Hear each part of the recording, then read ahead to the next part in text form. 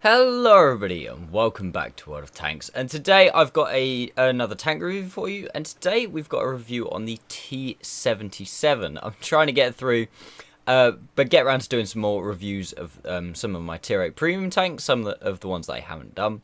So this video is going to consist of me going down the stats, comparing it to others, and there'll be some ace tanky gameplay at the end. I think, if I remember rightly, it's literally on my desktop, but I've got 2 ace tanky gameplays.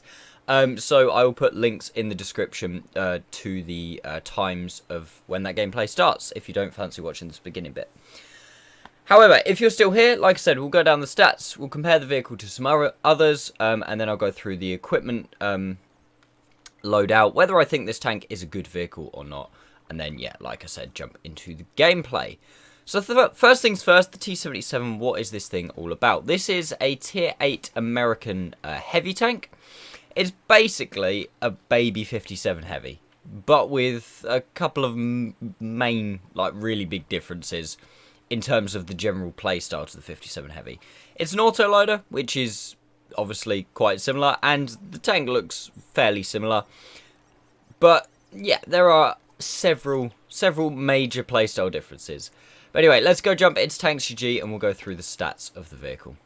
So here we go, guys, into the comparison. God, I couldn't get my words out then. So I'm going to compare the T77 to the Armour and the AMX 5100 because they're probably the two, they're two autoloaders, obviously, at tier 8 heavies. Although I would say not particularly heavy heavies. We'll put it that way. They're more support heavies, which is exactly what this thing is and exactly what the playstyle is. And first thing you're going to notice, the DPM is absolutely shocking. It's awful DPM. 1,472. And this is one of those key differences. When I said it's a baby 57 heavy, obviously the 57 heavy, massively high DPM for an autoloader. This thing really opposite end, low end for an autoloader. Even when you consider the 5100 has higher DPM, and nobody ever said, oh yeah, 5100, that reloads really fast. So the gun itself is a 120mm gun. Even though it does actually only do 360 alpha damage, which is a bit surprising to me. I'd have thought being a 120 it would be 400 alpha. However, I would say that if it was 400 alpha, it would probably be a bit too good. Because this thing, even though the DPM is that low, played well, can be played really well. So like I said, 360 alpha, you have 3 shells in the magazine, giving you a clip potential of 1080. Which is, it's quite punchy. You're not going to be eliminating vehicles in it. Like, for example, the Armour and the 5100 can pretty much anything that's not a tier 8 heavy, anything like below that hit points wise, or for the Armour 50-50 on some tier 8 heavies, you can one clip. Whereas the T77, you have to rely on the fact that you have friends to put damage in, because you've only got, unless you're fighting tier 6s or some tier 7s, you're not going to be able to just outright kill someone, so you have to hope that somebody else takes a shot or takes a couple of shots before you can kill them.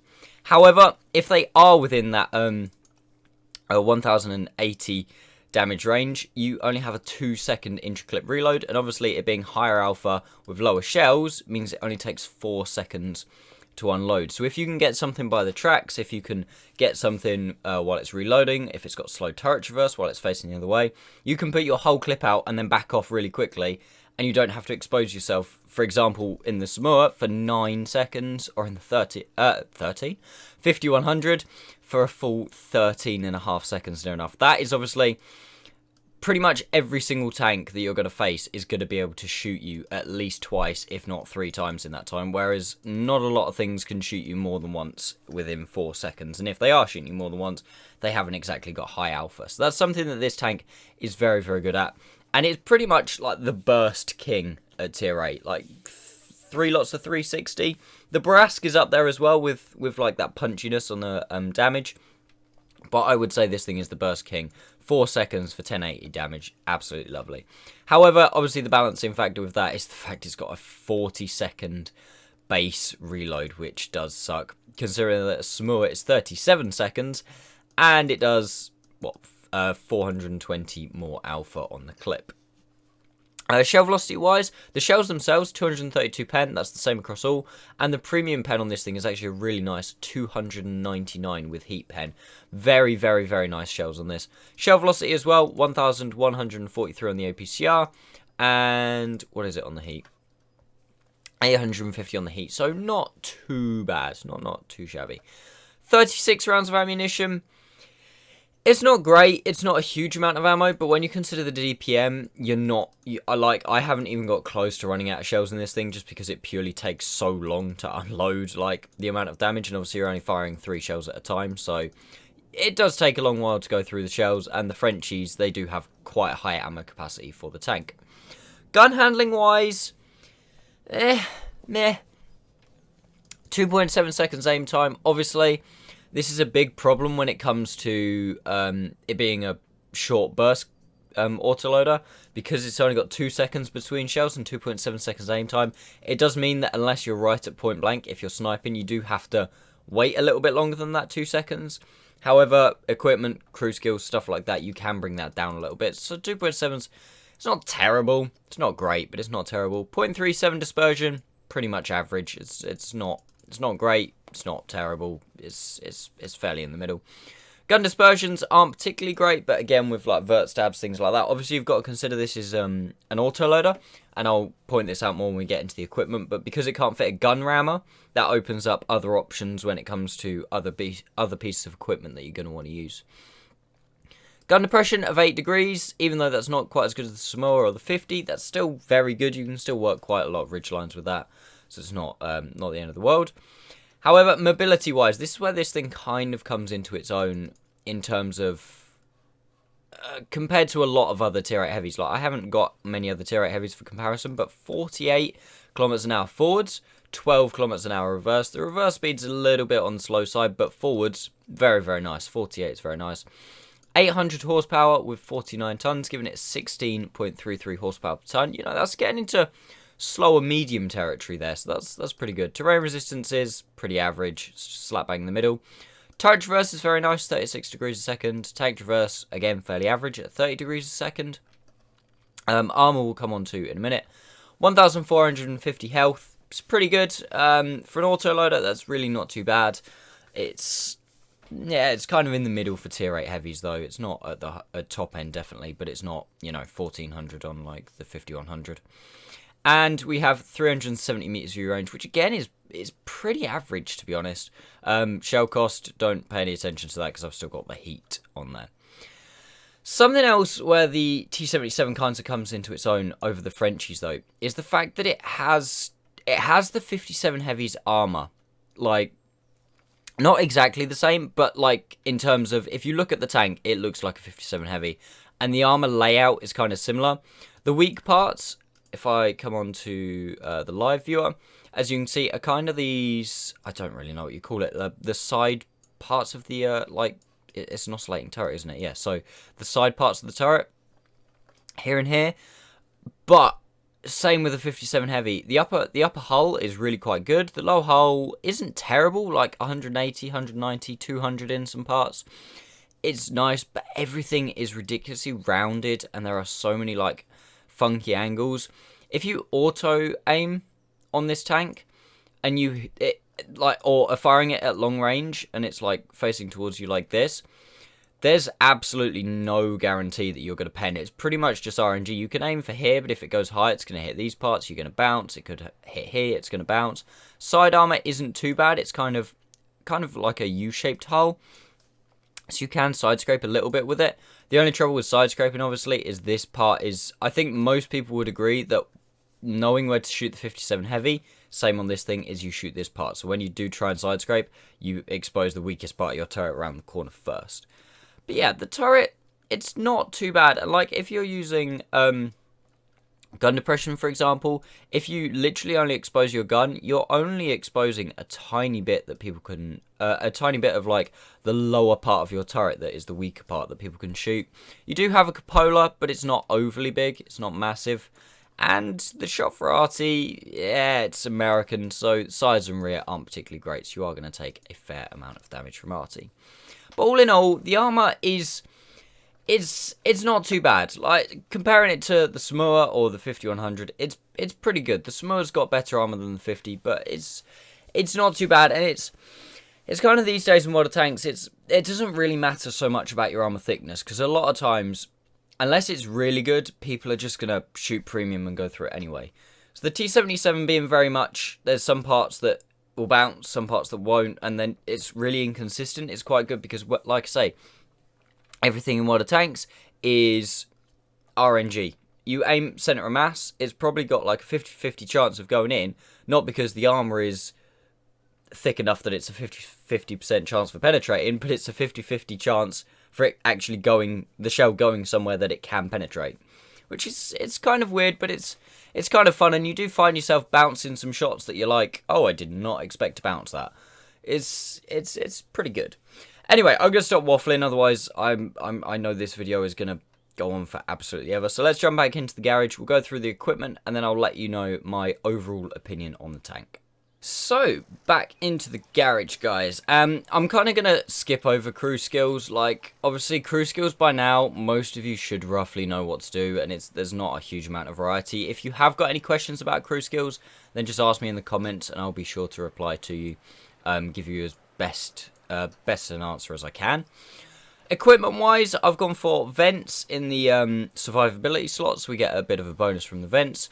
I've gone for vert stabs, and I've gone for optics. Now, there are several options on this tank. I've gone, obviously, optics, like I said. That boosts my view range up to 460 meters, and that is with premium consumable, because I find the Americans, they get set on fire every now and again, but not really enough to worry too much. And also, because this is my E5 crew, I do have 75% firefighting across all crew members, so if I do burn, it's not for that long. I'd recommend, if you do have like quite a fresh crew in the tank, probably take fire extinguisher, just so you don't burn. But yeah, with the combination of that, obviously the good crew and that, my view range is pretty good. Up to 460, can definitely live with that. Obviously, if you're not someone who likes spotting that much, there are a couple of other options. Rotation mechanism isn't too bad, kind of boosts your vertical stabilizer. Enhanced gun lane drive can also be an option. My aim time with like all my bells and whistles fitted is at 2.36 seconds. So, you know, we're getting down towards that 2-second mark where you can pretty much fully unload.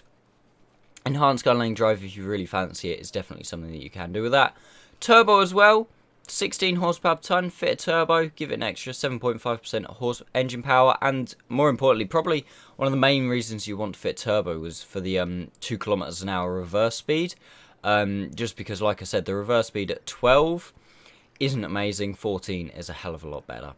Beyond that, you could fit improved hardening if you wanted to. I probably wouldn't recommend it on this tank, just because I think this tank is not really about survivability. You're more on this tank going to want to go for your gun power and making sure that that burst that you get, that 1080 damage, is 1080 damage, and not, you know, you're not doing 360 or 720. You're making sure that you get all 3 shots off as best you can. And like I say, 0.32 dispersion as well in my setup. So, you know, it's pretty good. You could go improved aiming if you really wanted to, but again, I probably wouldn't recommend. But yeah, just a couple of options there for you for your equipment. Like I said, premium consumable, I've already covered that. I would recommend fire extinguisher up to the point that you have a good firefighting crew, or if you have a load of firefighting directives that are burning a hole in your depot. I don't, so I'm not going to use one because they're going to cost me another 20,000 credits a pop. And even though it's tier 8 premium, if you're spending 20,000 credits on premium consumable and 20,000 credits on a directive before the game has even started, it's kind of defeating the object of, you know, it being a premium tank. So what do I think of the T77 overall? I think it's a good tank. I do think it's a good tank. I think it's fairly balanced. Like, yes, people are always going to moan at autoloaders when they come around a corner, there's an autoloader sitting there, and the autoloader bursts into them, however much damage, in this case, 1080, and they say, oh, it's completely overpowered. This thing is balanced by the fact that, you know, you do that damage, and then in my configuration, I've got a 35-second reload, which for 1080 damage does seem very, very, very long. The rest of the tank, it's just a solid chassis, really. The armour is meh.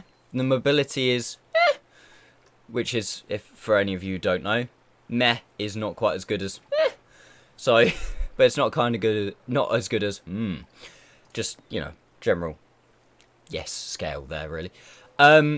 So yeah, the chassis itself is pretty good, but it's all about being a support tank, going around the corner, doing 1080 average damage on average, pulling back, letting yourself reload, go back around the corner, do 1080 average damage, maybe take one shot, pull back around the corner. Then if your team's starting to win, you can push in, start to use your hit points, do another 1080 damage. If your team's losing, try and get that third reload off, 1080 damage. And if you can get 3 reloads off in this tank, you're doing 3k. That's an amazing game at tier 8. Well, not an amazing game, but that's a really good game at tier 8. And if you can solidly do that, you're doing fine.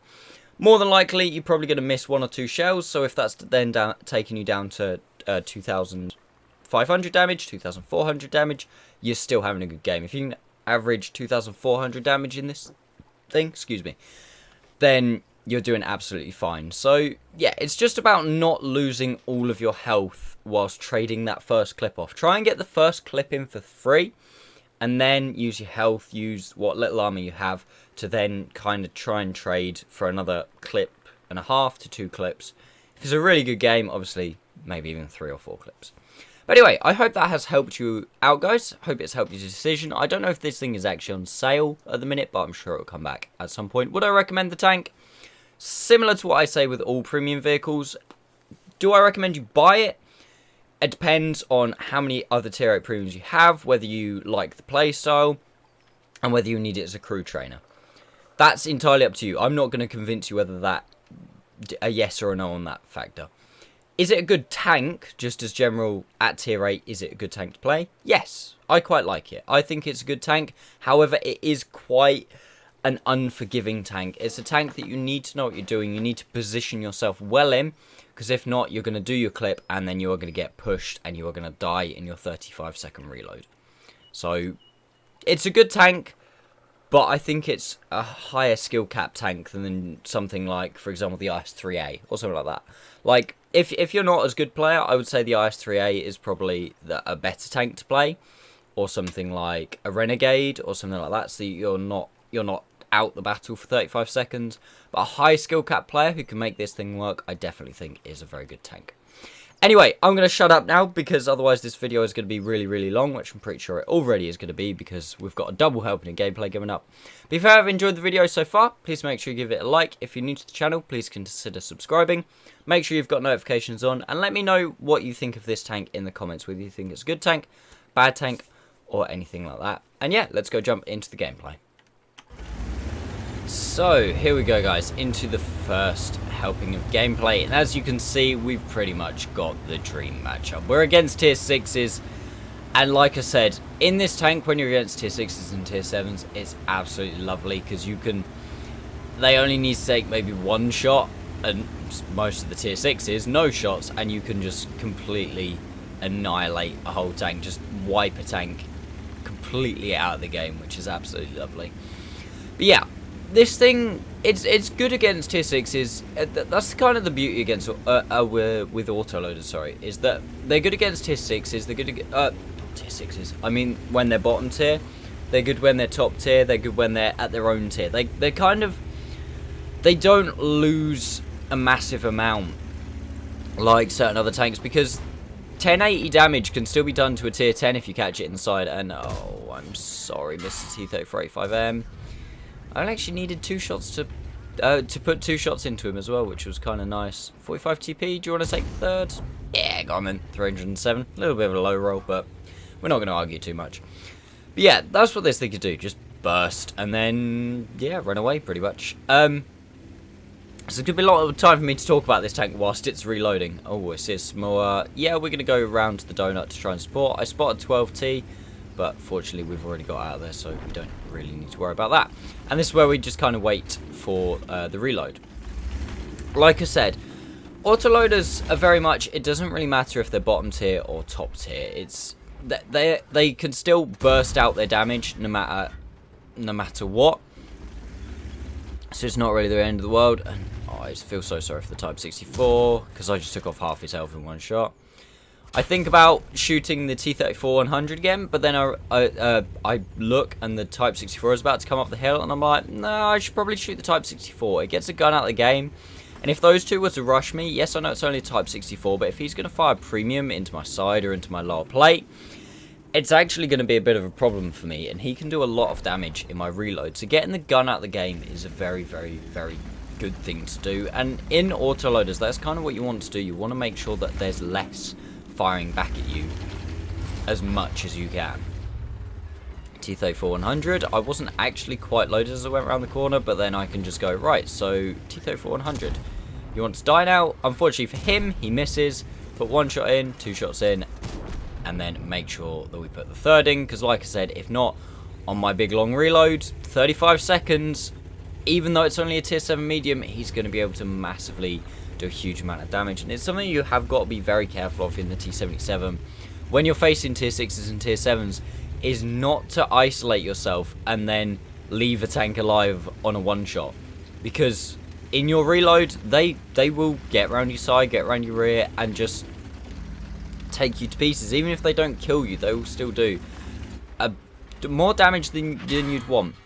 Super Pershing, not going to bother shooting at him from the front at this range. Get the 12T out. Sherman is over there somewhere, and oh, obviously Artie wants a piece of me as well.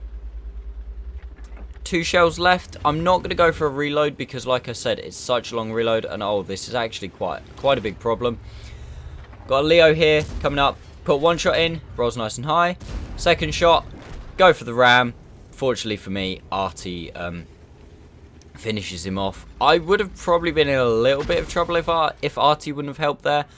We did have the AMD and the Progetto coming to help me, so I probably wouldn't have died, but I would have been left on, at the very least, probably a one shot. KV2 still on full health on the 1-2 line. Super Pershing and Sherman still hold in the middle. I want the KV2, but I'm like, I need to take out the guys on my flank first. So I need to try and focus on the middle, and the KV2 has got a Progetto going for him. So at the end of the day, he's probably got more problems.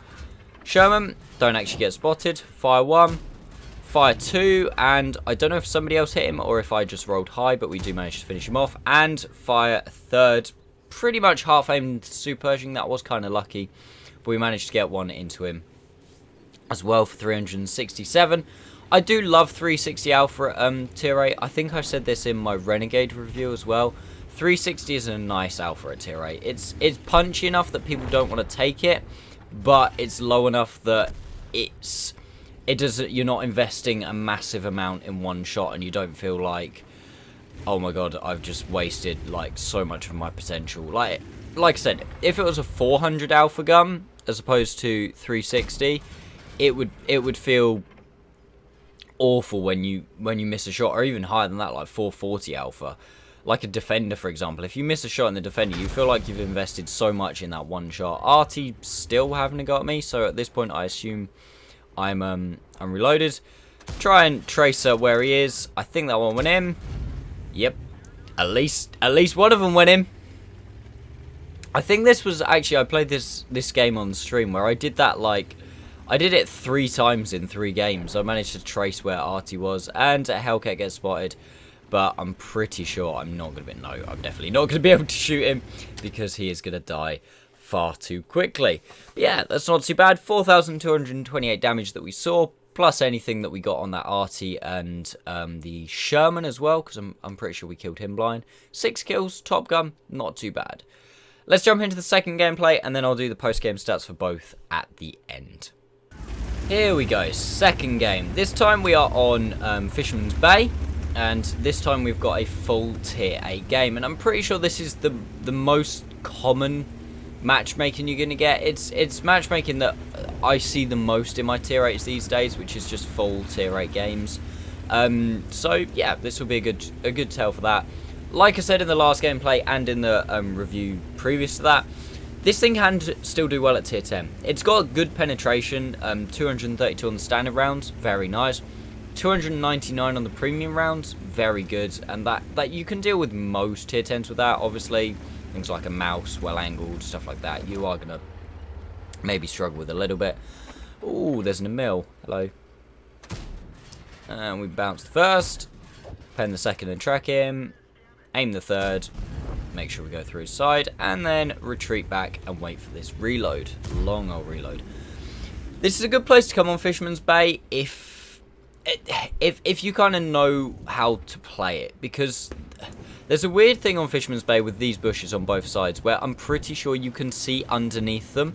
Like the camo value of them doesn't go all the way down to the floor, so sometimes you can see underneath the bushes, which means that you sometimes get spotted in some really funky ways that you don't expect, and sometimes you don't spot things when you think you should. So you have to kind of play them quite well, which is usually why I sit here, because then you're able to fire one, fire two,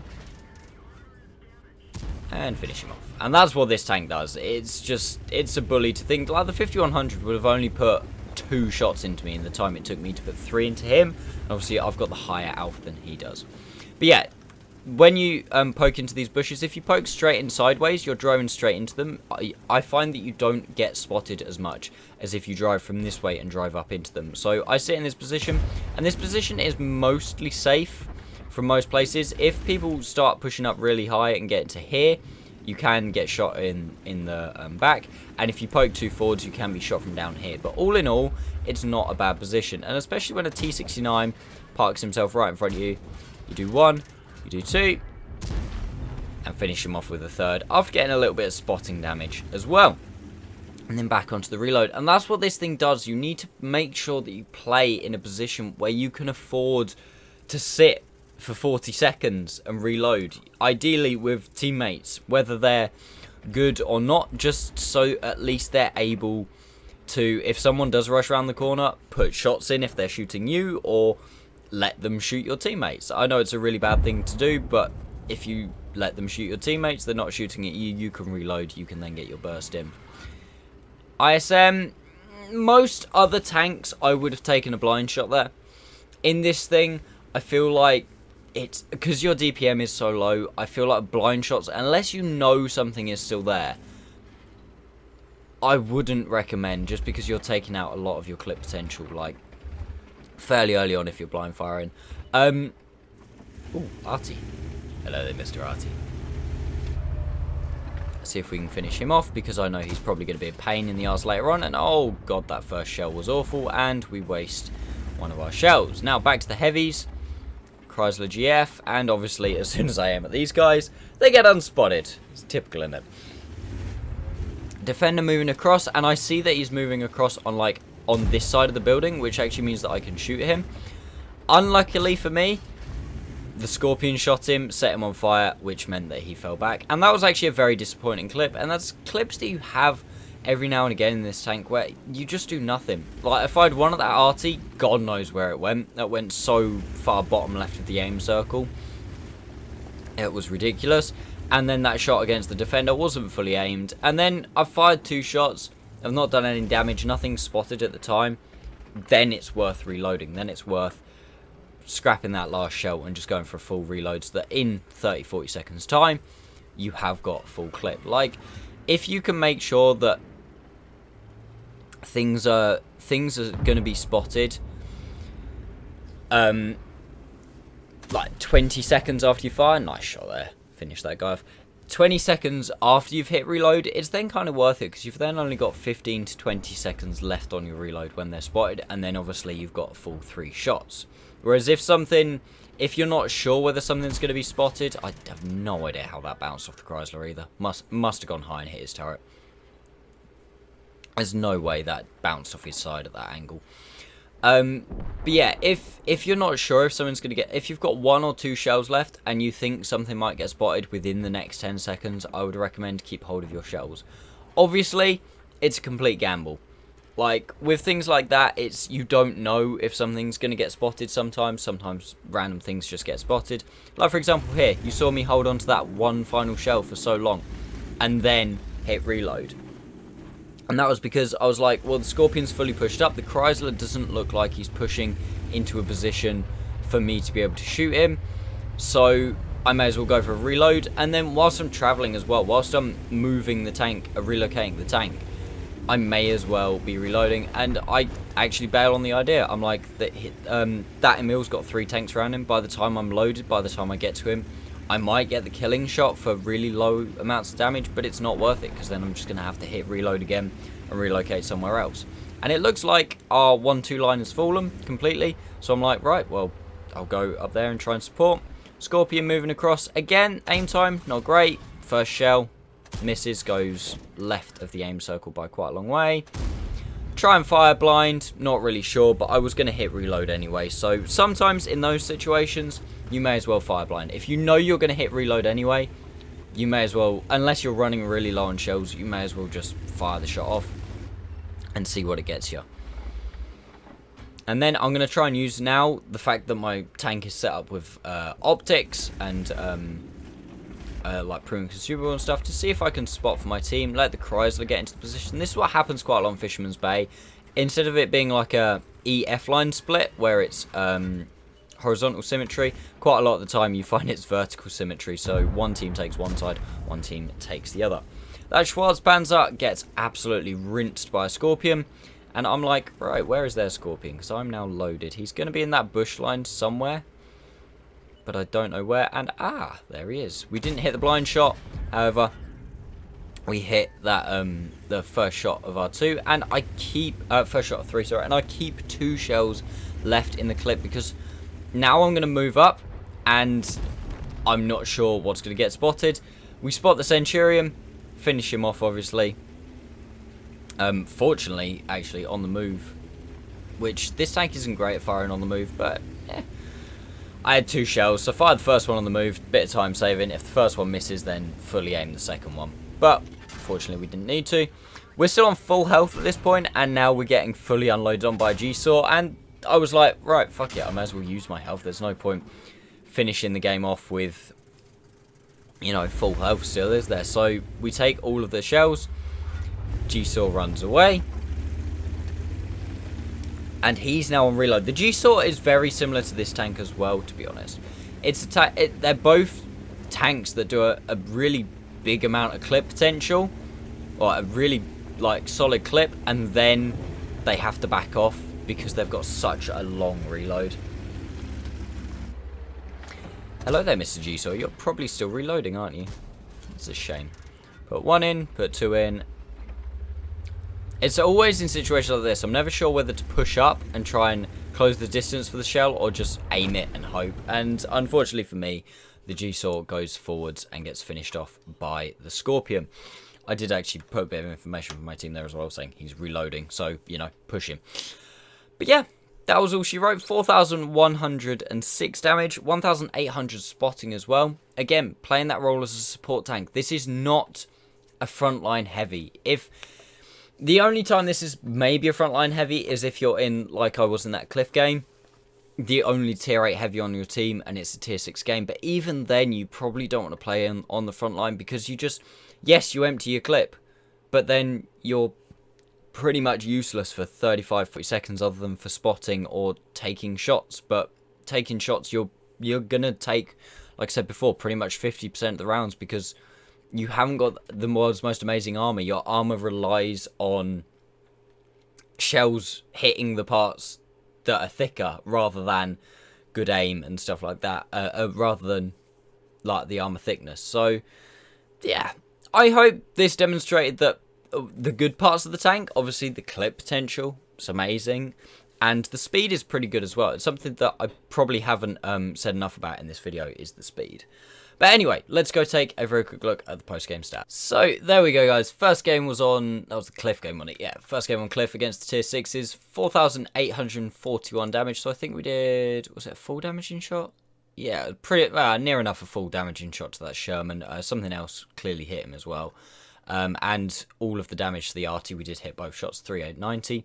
Ace tanker, high caliber, top gun, pretty good. Not a bad game. Yeah, it was 1,368 damage. The ace in this I found was actually quite high, which I think shows the fact that it's quite a high skill cap tank, because it's not that hard to get a first in it or a second, but to get the ace is really, really tricky. So it means that like top 1% of players it play it really, really well. We fired 18 shots, hit 17, pen 17, unsurprisingly, obviously tier 6 game. I made a buttload of credits for it as well. I did have personal reserve on, probably had clan reserves on, but it is a half decent credit maker, and like I said, the standard rounds being such high pen is really nice. Moving on to the second game, another ace tanker, which is very nice. This one probably did more on spotting, because we did do slightly less damage, got slightly less kills, but the 1800 assisted as well is very nice. Again, very, very similar base XP, and we didn't actually come top that game. The Scorpion on our team did 5,700 and got 6 kills, so fair play to him, fair play to Clever Commander if you're ever watching this video. Fired 20, hit 16, and pen 14. This one was from slightly longer ranges, obviously, so you expect to do slightly less, and did make less credits this game, although it doesn't look like I had any kind of reserves or anything like that one. But yeah, T77, like I said, a very good tank if played well. I would recommend it 100% if you're a good player. If you're a not so good player, maybe there are probably other better things for you to get. If you really want an American heavy crew trainer, I'd probably recommend either get the Patriot or the Renegade before you get this thing, just because it is a little bit more complicated to play. Other than that, I hope you have all enjoyed this video. I've been thinking about, on my future tank reviews, maybe mixing up the format a little bit and doing it a slightly different way. So next time I do a tank review, make sure you watch for that, and I'll probably ask in that video whether you prefer it to like type in the comments and that. Let me know if you've enjoyed this video in the comments. Any questions you have, as always, make sure you comment, and I will do my best to answer them as best I can. Make sure you give the video a like. If you're new, consider subscribing. And other than that, thank you very much for watching, guys, and I'll see you next time.